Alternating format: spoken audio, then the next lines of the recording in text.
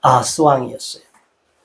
자, 이 아하스 왕 시대에 보니까 이 정치 지도자들, 통치자들만의 문제가 아니라 오늘 3장의 내용을 보면 영적인 지도자인 그 당시의 종교 지도자들의 죄도 똑같이 너무나 동일한 죄를 저질렀고, 왕이 잘못하면 제사장이 그러면 안 됩니다 해야 되는데 왕의 명령대로 그냥 다 이행하는 거예요.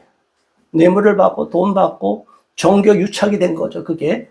자, 여러분, 하나님은 분명하게 저와 여러분들에게 말씀하십니다.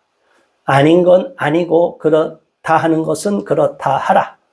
거기서 더하지도 말라는 거예요. 옳은 것은 옳은 것이고 아니고 틀린 것은 틀린 것이다. 이렇게 말을 해야 되는데, 하나님의 말씀을 전하고 메시지를 전하는 메신저로서, 하나님의 대리자로서, 하나님의 영적 메신저로서 파송을 받았음에도 불구하고 하나님의 일을, 직무를 대행하고 하나님께 제사를 드리는 제사장들조차도 우상을 숭배하는데 같이 동조를 해버리고 한 것입니다.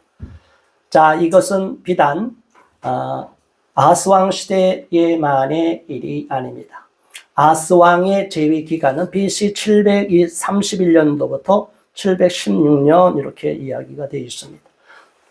약 20세에 즉위해서 16년간 즉위했다고 하는데, 또 일부는 같이 공동으로 섭정도 있었고 공동으로 왕이 되었던 시기도 있기 때문에 실질적으로는 제대로 왕으로서 역할을 할 기간은 얼마 되지 않는데, 그럼에도 불구하고 이 아하스 왕이 하나님 앞에 범죄하고 나니까 그 아람 왕, 오늘날 보면 그 수리아 지역이죠. 근데 그 당시에 지금의 시리아 지역보다 수리아는 엄청 넓은 지역으로 그 유브라데스 강까지 이르는 지역을 다 장악을 하고 있었어요.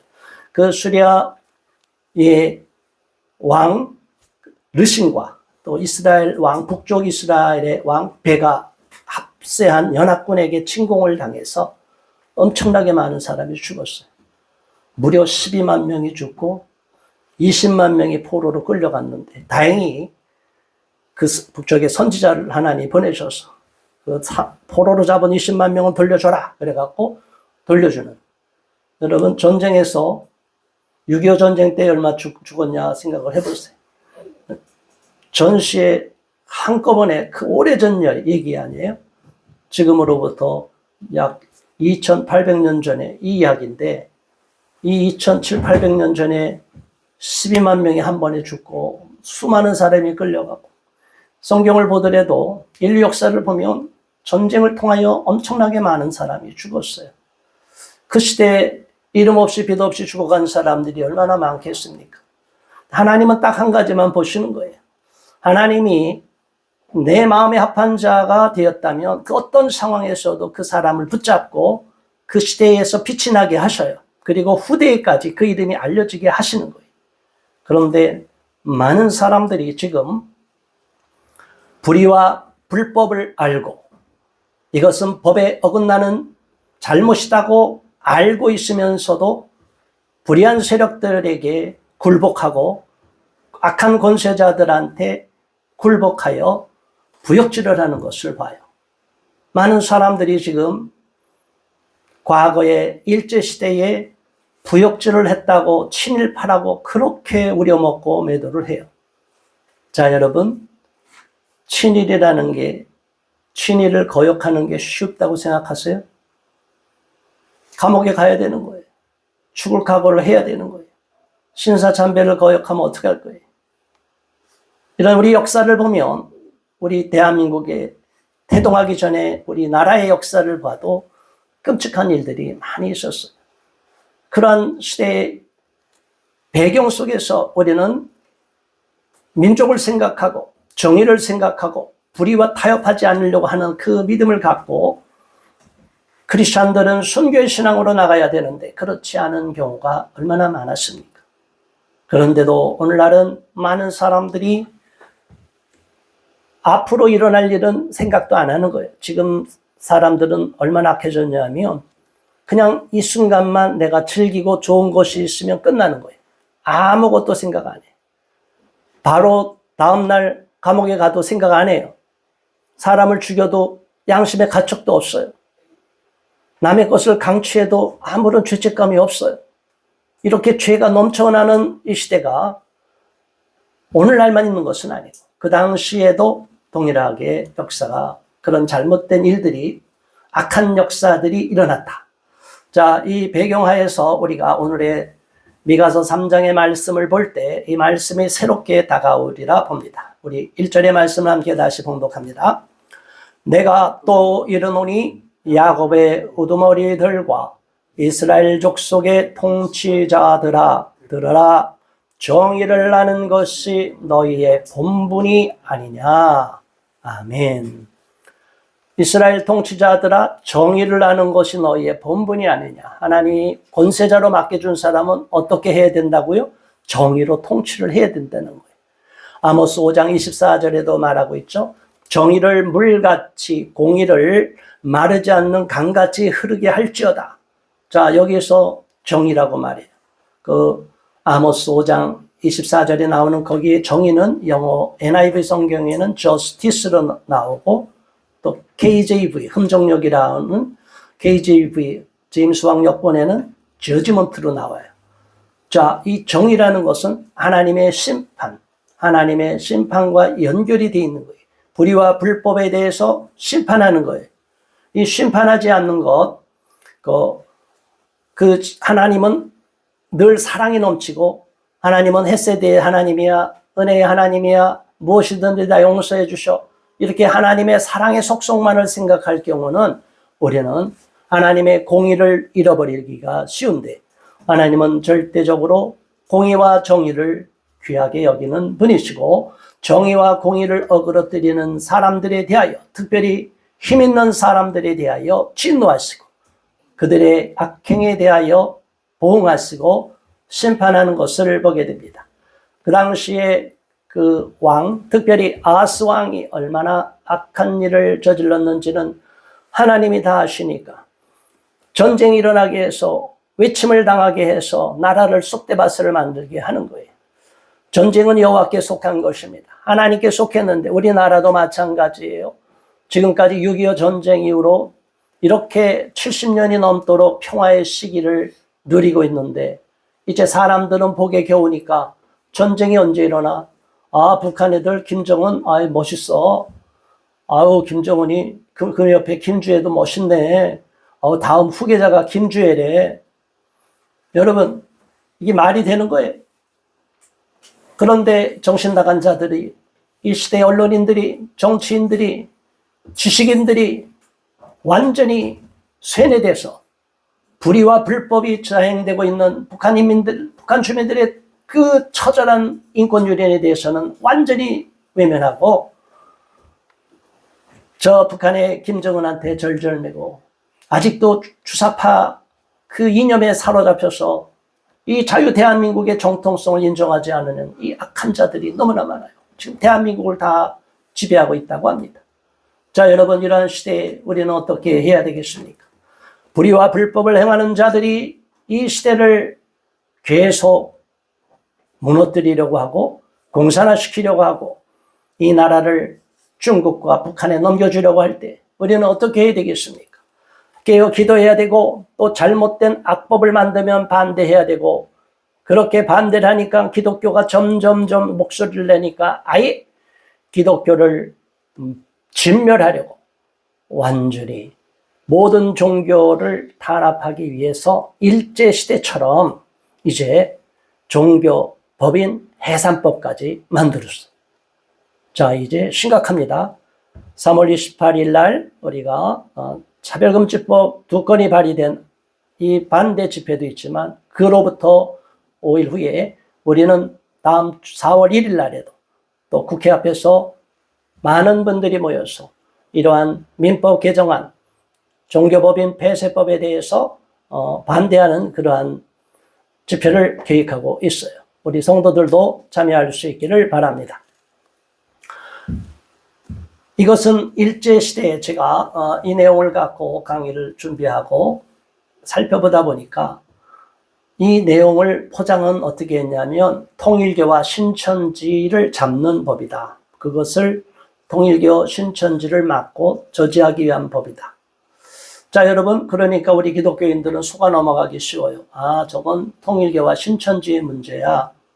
그래서 모든 종교를 아우르지만 실질적으로는 우리 기독교, 개신교를 타겟으로 한 것이라고 의심이 돼요. 이재명 대통령이 그렇게 이야기를 했어요. 자, 그런데 일제시대에 포교규칙이라는 게 있어요. 그래서 포교규칙으로 이런 나쁜 일을 막았어요. 그게 1915년도에 모든 종교를 다 막았어요. 이 나쁜 그 규칙을 만들어서 모든 종교를 다 통제를 했어요. 어떻게 세워지고 말고 사람을 지도자, 종교 지도자를 누가 세우냐, 어떤 데 포교소를 만드냐, 어떻게 하느냐, 이걸 다 총독이 관할하게 만들었어요. 승인을 받게끔. 감시를 받게 만든 거죠. 그런데 그거보다 4년 전에 1911년도에 재생사찰령이라는 것도 먼저 만들었어요. 불교를 타겟으로 해서 불교의 그 모든 것을 본사와 말사로 이렇게 해서 30개의 사찰만 딱 만들고 그 밑에 말사를 만들어서 다 통제하게 만들었어요. 그러니까 사람들은 아, 저건 불교의 문제일 거야. 총독부가 저건 불교만을 탄압하기 위한 거야. 이렇게 얘기할 때 사람들은 방심하고 있다가 꼼짝없이 모든 종교가 해당이 되는 이 포교 규칙이 딱 발효되고 모든 종교인들이 다 해당이 되니까 기독교도 탄압을 받기 시작을 한 거예요. 자, 여러분, 이러한 악한 시대에 악한 법을 만들 때에 우리는 이것이 헌법에 위반되고 법에 어긋나는 것이라고 하면 용기 있게 아닌 건 아니라고 말을 해야 되는데 많은 사람들은 이건 정치다 해서 지켜놔요. 저건 정치 영역이니까 우리는 신경 쓰지 않아도 된다. 그런데 정치가 바뀌고 나쁜 정치 제도가 들어오고 우리나라가 사회주의, 공산주의로 인행이 되면 어떻게 돼요? 모든 종교를 박해하고 탄압하게 돼요. 그럴 때 우리가 이러한 종교 자유를 누릴 수가 없게 되는 거예요. 일제시대에 3.1운동을 했던 경우도 마찬가지. 처음에는 이렇게 막고 통제를 하다 보니까 포교 규칙으로 인해서 선교사님들도 종교 개입 못하게끔 막 막으니까 처음에는 꼼짝 못했다가 가만히 보니까 이래서는 안 되겠다. 이 사람들이 신앙도 다 잃어버리고 안 되겠다. 그래서 오히려 민족의식을 자꾸 깨워줬어요. 그래서 3.1운동이 일어날 쯤에 되면 1919년도가 되면 그 당시에 5%밖에 안 되는 우리 기독교가 어마어마한 숫자가 감옥에 간 사람 기독 종교인 중에는 절반이나 들어갔어요. 33인 민족 지도자 중에 16명이 기독교인이었어요. 천도교가 15, 그리고 불교가 2명이. 자, 여러분, 이런 걸 보면 어떤 생각이 듭니까? 우리가 이 나라 역사 가운데 아무것도 하지 않으면 그 당시에 무단 통치 시기에 우리가 아무것도 안 했다면 점점 박해가 있어요. 그러니까 3.1운동 이후로는 문화 통치로 일제가 통치 방법을 바꿔요. 회유하고 변절시키는 이런 전략으로 쓰게 돼요. 물론 결국에는 일제 36년 동안에 그리고 민족 말살 정책을 30년대 이후로 계속 폈기 때문에 이 나라는 처참하게 우리 민족은, 우리 선조들은 짓밟히는 노예와 같은 삶을 살 수밖에 없었지만 그럼에도 불구하고 우리 민족을 생각하고 애국운동을 했던 분들, 독립운동을 했던 많은 선조들이 있지 않습니까? 그럼에도 불구하고 오늘 이 시대를 돌아볼 때 불의와 불법이 자행되고 법관과 판사들이 자기 편이 아니면 무조건 벌을 내리고 변호사까지 감치 명령을 내려서 그냥 교도소로 집어넣는 이런 끔찍한 일들이 일어나요. 그러면 국민들이 어떤 생각이 들어요? 변호사도 감방에 들어가요. 그럼 우리 일반 국민들은 힘이 있어요, 없어요? 아무것도 힘이 없는 국민들은 꼼짝없고 아야소리 못하게끔 겁을 먹게 만드는 거예요. 이것이 바로 독재 정치인 겁니다. 독재 체제가 되는 거예요. 나치가 그렇게 바로할 때도 독일 교회는 침묵을 했어요. 오히려 유대인을 학살하고 아리안 민족이란 자기 민족을 굉장히 돋보이게 만드는 이 나치즘의 선전술에 넘어갔어요. 야, 그래, 우리 민족이 하나님의 택함받은 선민이 될 거야. 이스라엘 백성들이 자기 민족만의 우월성만을 갖고 이웃나라, 주변 나라들에게 하나님을 알리지 않는 것과 똑같이 오직 선민의식에만 사로잡혀서 하나님의 깊은 뜻을 모르게 된 거예요. 기독교인이라 하더라도 우리 기독교만, 우리 나라만, 우리 민족만 유일성을 강조하고 우월성을 강조하다 보면 다른 나라 사람과 약한 사람을 짓밟게 되는 거예요. 이런 잘못은 역사 가운데 끔찍한 일이고 독일 교회가 저지른 잘못이 있어요. 자, 오늘 이 시대는 이 아하스 왕의 시대에 사역했던 미가 선지자가 말한 것 같이 불의와 불법이 넘치고 부정의가 넘치고 있는 상황에 정의롭지 않은 일이 너무나 많은 것인데 이때에도 우리는 정의의 편에 서야 될 줄로 믿습니다. 2절 3절 말씀 봉독합니다. 너희가 선을 미워하고 악을 기뻐하여 내 백성의 가죽을 벗기고 그 뼈에서 살을 뜯어 그들의 살을 먹으며 그 가죽을 벗기며 그 뼈를 꺾어 다지기를 냄비와 속 가운데에 담을 고기처럼 하는도다. 아멘. 얼마나 끔찍한 거예요. 가진 자가 없는 자, 약한 자, 권세자가 백성들을 짓밟고 그들의 것을 뜯어먹는다는 거예요. 악을 기뻐한다는 거예요. 선을 미워한다는 거예요. 백성의 가죽을 벗기고 뼈에서 살을 뜯어먹는다니 얼마나 끔찍한 일이에요.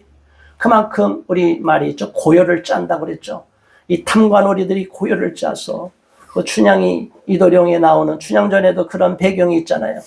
이 모든 우리 권력자들은 어느 나라든지 권세자들이 백성들을 잘 다스리고 섬기라고 그들을 잘 돌보고 그들을 잘 살게 하도록 그들에게 혜택을 주려고 정책을 펴는 것이 아니라 그 권세를 갖고 자기 배를 포식하기 위해서 더 많이 갖고 더 약자를 짓밟고 가죽을 벗기고 뼈에서 살을 뜯어먹으려고 하는 이 약한 자들이 있다는 거예요.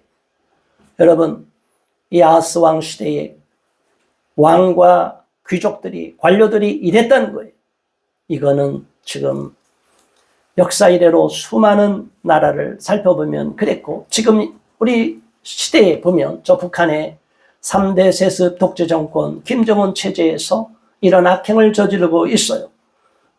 북한 주민들이 그렇게 먹을 것이 없어서 지금도 굶어 죽을 지경에까지 있고 아사 기간에 수백만이 죽었다고 하는 이 소식이 들려오는데 저들은 호의호식하고 권력을 유지하기 위해서 온갖 사내 진미를 그 모든 해커들을 다 양성해서 달러를 다 훔쳐갖고 국가가 도둑질하는 거예요. 전 세계 향해 도둑질하는 나라가 이게 어디예요? 이 북한이에요. 얼마나 부끄러운 거예요. 같은 민족이지만.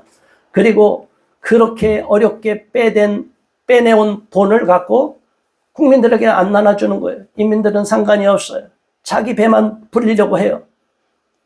얼마나 안타까운 거예요. 이런 독재자가 있는데도 그 독재자의 만행에 대해서는 침묵하고 북한에서 어렵게 탈북한 주민들을 북향민이라고 하는 이상한 소리. 탈북민들은 절대로 그것을 동의하지 않는 말을 그대로 정책으로 밀어붙이려고 하는 통일부 장관이 있지 않나.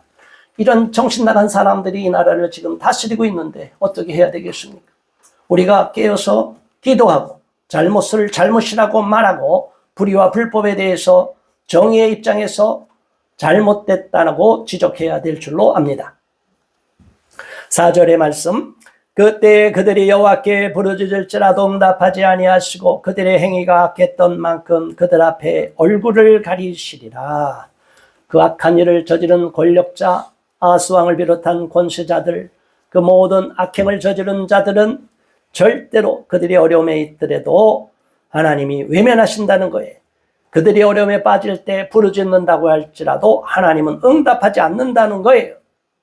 앞서 말했듯이 아람 왕과 베가, 이스라엘이 쳐들어왔을 때 수많은 사람이 끌려가고 아수르도 이미 쳐들어왔고 그 다음에 엄청나게 많은 일들, 아수르에게 도움을 청하기 위해서 모든 금은보화를 다 긁어모았어요. 왕궁에 있는 것뿐이 아니라 성전에 있는 그 귀한 보물까지도 다 아수르 왕한테 바쳤는데 나중에는 소용이 없는 거예요. 자, 얼마나 악을 행했으면 하나님이 외면하고 침묵하는 거예요. 우리가 고난을 정할 때, 고난에 처하고 괴로움에 처할 때, 낙심할 때, 실패를 겪을 때 하나님이 외면하면 무서운 거예요. 그건 하나님이 저주하는 거예요. 심판하는 거예요. 저와 여러분들은 하나님의 심판을 당하지 않기 위해서 하나님이 우리 편이 되고 내 편이 되기 위해서는 우리가 하나님의 마음과 합해야 되고 하나님의 마음을 기쁘시게 해드려야 되는 거예요. 내 마음대로 살면서 어려울 때 하나님 도와주시면 안 된다는 거예요. 우리는 끝까지 하나님의 편이 되어야 돼요. 이런 어리석은 아하스 왕과 같은 미련한 자와 같이 지금 이 나라 지도자도 미련한 자가 되어 있어요. 자, 저는 분명히 말합니다. 현재 대통령도 이 아하스 왕과 같이 악하고 미련한 자예요. 하나님을 우습게 하는 자들이 교회가 비판하는 목소리를 내니까 교회를 폐쇄시키려고 하는 악한 도모를 하고 있어요. 이러한 것은 우리가 잘 알듯이 에스더에 나오는 하만과 같이 장대에 달리게 될 줄로 믿습니다. 악의는 반드시 심판하고 벌하는 하나님을, 역사의 주인이 하나님이심을 믿고 우리는 끝까지 폭력 혁명으로 가는 것이 아니고 기도하면서 하나님의 입장에서 아닌 건 아니고 불의한 건 불의하다고 계속 목소리를 내야만 되는 것입니다. 그래서 하나님의 살아계심을 끼우쳐줘야 되는 거예요. 하나님 두렵게 만드는 거예요. 하나님 두려운 마음을 갖게 하는 거예요. 그렇게 탄압했는데도 저것들 끄떡 안 했지. 일제시대도 마찬가지였어요. 그렇게 많은 사람을 잡아갔는데 왜 저것들이 아직 굴복하지 않지. 그 주기철 목사님, 손양호 목사님 감옥에 다 들어갔는데도 배교하지 않았어요. 끝까지. 많은 사람은 변절했어요. 그 얼마나 처참한 고문을 당하는 거예요. 그럼에도 불구하고 하나님을 진정으로 믿고 따른 참된 신앙인, 참된 죄종은 절대로 배교하지 않고 일제의 간담을 서늘하게 만든 거예요. 저와 여러분들은 어떠한 핍박과 고난이 다가온다 할지라도 불의와 불법이 다가온다 할지라도 굴복하지 않기를 바랍니다. 악을 악하다고 말을 해야 되는 거예요. 불의와 불법이 있다면 그 불의와 불법에서 돌이키라고 말을 해야 되는 거예요. 자기의 죄를 덮기 위하여 온갖 말도 안 되는 법을 만드는 것이 이것이 어떻게 정의가 되겠습니까? 이것은 하나님이 반드시 벌하시고 심판하실 것입니다.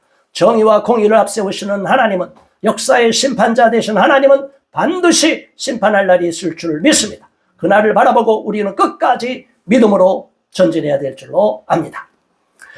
5절의 말씀 함께 5절 6절 봉독합니다. 내 백성을 유혹하는 선지자들은 이에 물 것이 있으면 평강을 외치나 그 입에 무엇을 채워주지 아니하는 자에게는 전쟁을 준비하는도다.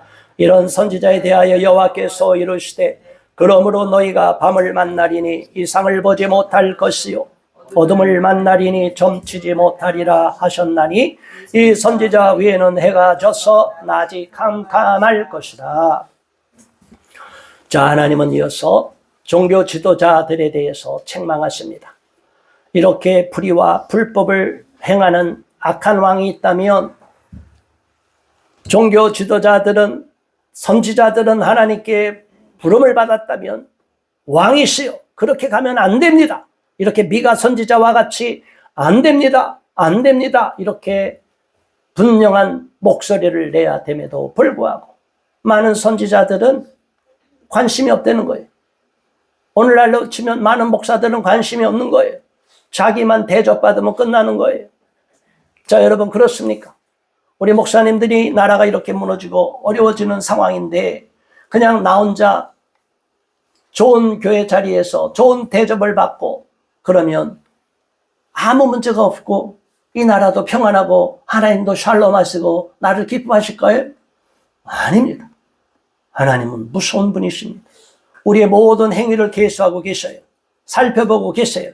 감찰하고 계셔요. 지금 모든 것이 CCTV에 찍히듯이 하나님은 다 영상으로 다 찍히고 지금 보고 있는 거예요. 은밀한 곳에 있는 것까지 사각지대가 없어요. 하나님에게는. 하나님은 우리의 행위를 다 보고 감찰하고 계시고 은밀한 곳에서 주의 종들, 목사들까지도 범죄하고 있는 것들을 다 알고 있어요.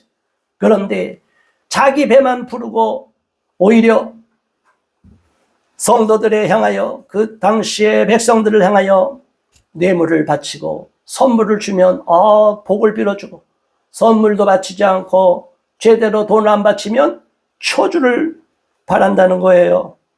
얼마나 안타까운 거예요. 전쟁을 준비한다는 거예요. 싸우려고 한다는 거예요. 저주받으려고 한다는 거예요. 자, 이런 악한 종교 지도자들, 정치가 타락하면 종교 지도자들은 온전해야 되는데, 오늘날로 보면 우리 한국교회는 유력 종교이기 때문에 이 사회에 빛이 되고 소금이 되는 역할을 많이 하고, 기독교인들이 정부 요직과 국회 수많은 리더 그룹으로 자리 잡고 있어요. 그런데 목회자들이 올바로 양심 있게 정의롭게 말하지 않으니까 불의와 불법을 행하는 것도 당연한 듯이 여기고, 우리 목사님도 아무 말하지 않으니까 아예 내 마음대로 하이지. 그런데 강단의 설교에서 아닌 건 아니라, 잘못된 법을 만들면 안 된다, 하나님의 벌을 받는다, 역사의 심판을 두려워하라, 이렇게 말씀을 선포하면 정치인들도 권력자들도 두려운 마음이 들 거 아니에요. 그래서 악법을 만드는 데 있어서 선뜻 동의하지 않고 반대 목소리를 내야 될 거 아니에요. 그런데 이 시대에는 목회자들이 무조건 자기한테 잘 대우해주면 칭찬하고 축복을 해주고, 자기한테 아예 대우도 안 하고 무시하는 것 같으면 오히려 싸우려고 하고, 복을 빌어주지 않는 게 아니라 아주 그냥 내팽개 쳐버린다는 거예요. 이러면 안 되지 않겠습니까? 그러면 하나님은 더 이상 역사하지 않는다는 거예요. 그러니까 그 당시에 선견자들, 선지자들이 점을 치는 자들과 똑같이 돼버린 거예요. 이 미신, 우상을 숭배하는 자들과 똑같이 엉뚱한 귀신에게 음성을 듣고 헛소리 한다는 거예요. 자, 이러한 암담한 시대, 영적으로까지 어두운 시대가 도래하니까 우상 숭배가 깊으면 타락이 일어나고, 권세자들도 부패해지고 백성들도 다 파멸의 길로 가게 돼 있어. 그래서 어찌하든지 그 당시에 영적인 리더인 선견자들이 앞장서 나가야 되고, 선지자들이 올바른 하나님의 메신저가 돼야 되는데도 오히려 타락을 해버리면 어떻게 되냐 이거예요. 오늘날 이 시대의 어둠을 바라볼 때 우리 목사들이 하나님 앞에, 심판대 앞에 서면 얼마나 두려울까 생각을 해야 되겠습니다. 저도 마찬가지. 그래서 하나님을 두려워하는 마음으로 옳은 일은 옳다고, 틀린 일은 틀리다고 말하고 있는 것입니다. 7절, 8절, 선견자가 부끄러워하며 술객의 소치를 당하여 다 입술을 가릴 것은 하나님이 응답하지 아니하심이거니와, 오직 나는 여호와의 영으로 말미암아 능력과 정의와 용기로 충만해져서 야곱의 허물과 이스라엘의 죄를 그들에게 보이리라. 미가 선지자는, 너희들은, 기도하지 않는 자들은, 권세자들과 짝하는 자들은 탐욕에 물들어서 하나님의 뜻을 생각하지 않고, 이 불쌍한 백성들을 돌보지 않고 자기 배만 불리는 자들은 하나님이 응답하지 않지만, 분명히 나는 여호와의 영으로 말미암아 능력과 정의와 용기로 충만해져서 야곱의 허물과 이스라엘의 죄를 그들에게 보이리라. 나는 하나님의 영으로 충만했기 때문에 하나님의 공의와 정의의 입장에서 불의한 자는 불의하다, 잘못은 잘못이다고 분명하게 그들의 범죄한 사실을 깨우치고 질책한다는 거예요. 자, 이게 선지자의 사명이 아니겠습니까? 우리 모두 미가 선지자와 같은 그러한 사명자가 되어야 될 줄 믿습니다. 9절, 야곱 족속의 우두머리들과 이스라엘 족속의 통치자들 곧 정의를 미워하고 정직한 것을 굽게 하는 자들아 원하노니 이 말을 들을지어다. 정의를 미워하고 정직한 것을 굽게 하면 뭐 하는 거예요? 부정직하다는 거 아니에요? 거짓말을 밥 먹듯이 한다는 거 아니에요? 이런 권세자들이 정의를 뭉개버리고 정직하지 않고 거짓말을 밥 먹듯이 하고, 말로는 카메라 앞에서는 거룩한 척 훌륭한 말을 한 것 같이 뒤에서는 밤에는 온갖 나쁜 짓을 저지르고 자기 주머니를 채우기에 급급하다면 이걸 하나님이 용납해야 할 수 있겠냐 이거죠. 10절, 시온을 피로 예루살렘을 죄악으로 건축하는도다. 그 당시에 이 아하스 왕을 비롯한 권력자들이 시온을 당시에 예루살렘을 피로 물들이고 예루살렘을 시온 땅, 예루살렘을 비롯한 그 이스라엘 땅을 피로 물들이고 예루살렘을 죄악으로 건축하는도다. 온 나라가 피바다가 됐다는 거예요. 온 나라가 죄가 넘치고 있다는 거예요. 불의와 불법, 권세자가 이렇게 불법을 행하면 어떻게 해요? 그 밑에 있는 사람도 조그만 권세를 가지면 또 착취해요. 그 밑에 사람 또 착취해요. 그래서 독재국가, 독재체제로 가면 모든 백성이 아주 처참한 노예 같은 상황을 사는 거예요. 힘이 없는 사람은 다 짓밟히게 되는 거예요. 이런 불의와 불법을 어떻게 용납할 수 있겠습니까? 이 나라도 불의와 불법, 정의가 무너지는 것을 용납해서는 안 됩니다. 11절 그들의 후두머리들은 뇌물을 위하여 재판하며 그들의 제사장은 삭슬을 위하여 교훈하며 그들의 선지자는 돈을 위하여 점을 치면서도 여호와를 의뢰하여 이르기를 여호와께서 우리 중에 계시지 아니하냐 재앙이 우리에게 임하지 아니하리라 하는도다. 참 기가 막히다는 얘기죠. 권세자들은 뇌물을 위하여 재판하고 권세자들도 그렇고 힘 있는 그 당시에 재판관들은 오늘날 판사들은 법조인들 하나님의 심판대 앞에 다 설 거예요. 말도 안 되는 뇌물을 받아서 재판을 어그러뜨리질 않나. 그 유명한 어느 판사가 지금 올라갔어요. 공수처인가요? 어디죠? 거기 공수처인가? 거기에 고발이 됐는데 그 판사는 유일하게 그 사람한테만 가면 모든 형량이 다 바뀌어버려요. 그러니까 알고 보면 누군가가 뇌물을 줘, 어느 판사랑 아주 친하대. 아니, 변호사랑. 그러니까 둘이 사건만 수임한 거는 무조건 그거는 이유 불문하고 법조문과 상관없이 완전히 범죄자도 석방, 형 감량, 아무것도 죄 없는 자도 너가 죄야. 그래갖고 뒤집어 씌우고. 지금 이런 일들이 옛날에도 많았는데 지금도 있대요. 그래서 최근의 뉴스를 제가 말씀드리는 거예요. 판사들도 이런 악한 판사를 만나면 우리 재판이 피눈물이 나는 거예요.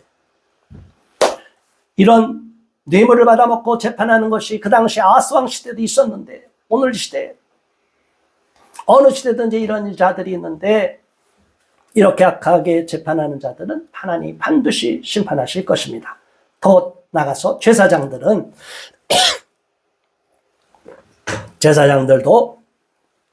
돈을 받고 나서 교훈을 하는 거예요.